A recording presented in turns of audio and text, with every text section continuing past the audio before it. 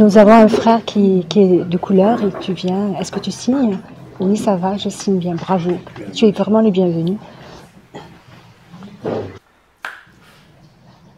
Alors, nous allons parler d'aimer les uns et les autres.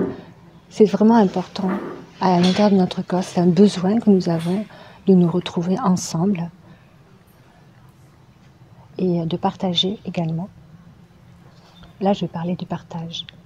Pourquoi je vais parler du partage? J'ai remarqué que dans la société, en politique, dans plusieurs domaines, dans le domaine associatif aussi, dans les différentes commissions, souvent les personnes ne restent pas et puis ça s'effiloche. Il y en a de moins en moins qui suivent. Il y a beaucoup de divisions et dans les relations, il y a beaucoup de ruptures.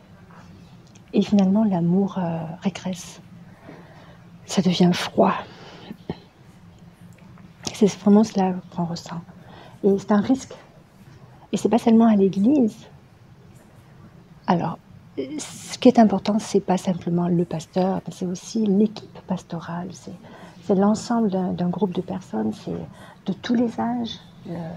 On parle des personnes âgées jusqu'aux plus jeunes. Et les relations à l'intérieur de toutes ces classes d'âge sont vraiment en diminution. Et on ressent vraiment qu'il y a de moins en moins d'amour. La Bible, elle parle justement de cela.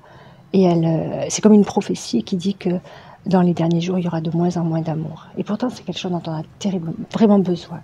Et je vais parler justement de cela. On a besoin d'avoir la mémoire, pour construire les relations.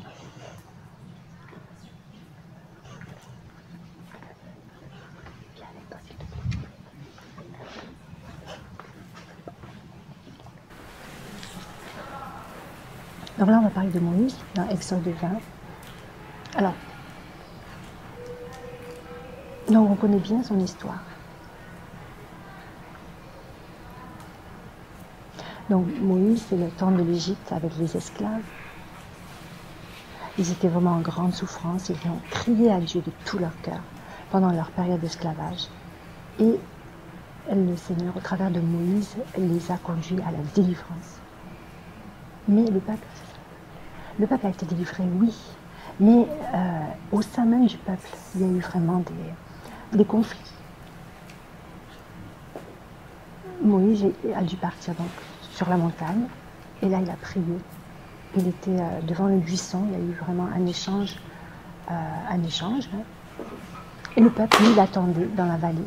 Mais Moïse ne revient pas. Et, le temps tournait, mais Moïse n'était toujours pas là. Et donc le peuple a fait vraiment n'importe quoi. Ils ont eu l'idée de rassembler tout l'or qu'ils avaient.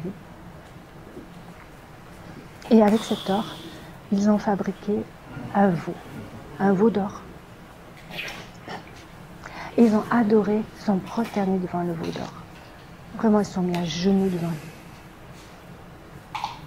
lui. Et tout ça avec tout l'or qu'ils ont pu rassembler.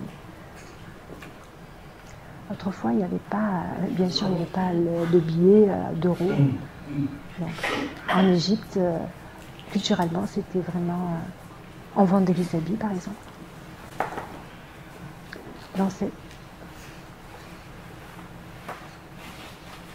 En fait, c'était une période de troc. On échangeait les objets. Donc, il n'y avait pas de monnaie d'échange avec de l'argent. Et lorsqu'ils ont fait le veau, ils ont rassemblé l'or qu'ils avaient, les bijoux. Et c'est à partir de là qu'ils ont pu vraiment construire ce veau-là. Moïse, lui, était en train de prier devant Dieu. Il était sur la montagne. Pendant que le peuple était en train de faire ça, ils étaient dans l'ivresse, dans les orgies. Ils faisaient certainement des choses, les hommes avec les hommes, enfin, ils étaient dans la confusion la plus totale. C'était vraiment le chaos au sein même du peuple. Il y avait même des bagarres.